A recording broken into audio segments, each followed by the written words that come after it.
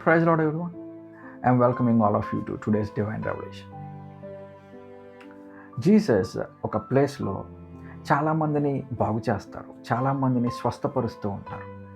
చాలామంది ఎవరైతే రోగులు ఉన్నారో వాళ్ళ ఫ్యామిలీ నుంచే కాదు, అక్కడ చుట్టుపక్కల ఉన్న ప్రతి ఒక్కరిని, ఎవరైతే రోగులు ఉన్నారో, ఎవరికైతే స్వస్థత కావాల్సి వచ్చిందో, ఎవరికైతే వాళ్ళ జీవితాల్లో మిరాకిల్స్ కావాల్సి వచ్చిందో, అలాంటి వాళ్ళందరినీ జీసస్ దగ్గరికి తీసుకొస్తారు. ఆ పీపుల్ తీసుకొచ్చినప్పుడు జీసస్ వాళ్ళని బాగు చేస్తారు, జీసస్ వాళ్ళకి స్వస్థత ఇస్తారు.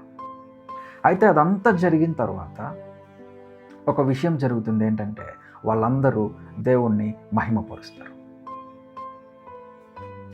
ఈరోజు రెవల్యూషన్ ఏంటంటే, నువ్వు ఏ పని చేసినా సరే అది నీ పని కాదు, దాని నుండి వచ్చే ఆ గ్లోరీ అది నీది కాదు. నువ్వు ఒక మనిషిని స్వస్థపరిచావా, అది నీ శక్తి ద్వారా కాదు. లేదు, నువ్వు పూర్ అండ్ నీడీ పీపుల్కి హెల్ప్ చేస్తూ ఉన్నావా, నువ్వు అనుకోవచ్చు నేను చేస్తుంది నా డబ్బుతోనే కదా అని చెప్పి.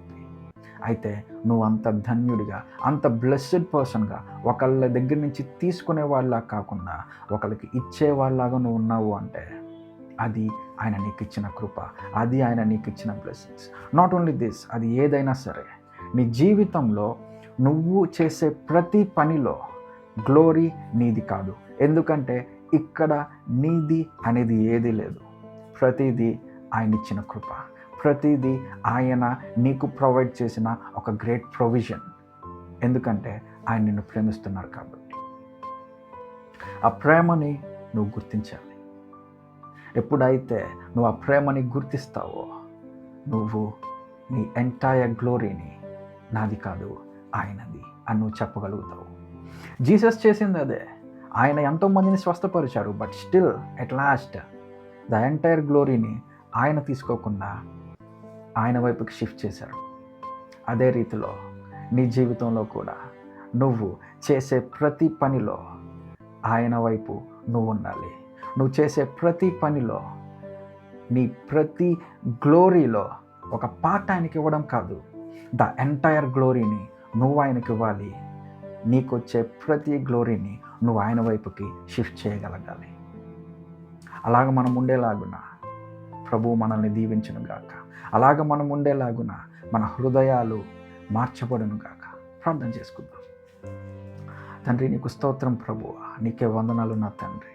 నిజమే అయ్యా, మా జీవితంలో మీరు మాకు ఇచ్చిన ప్రతిదీ మీ కృప వలన మాకు వచ్చిందే తప్ప వేరొకటేమీ కాదయ్యా.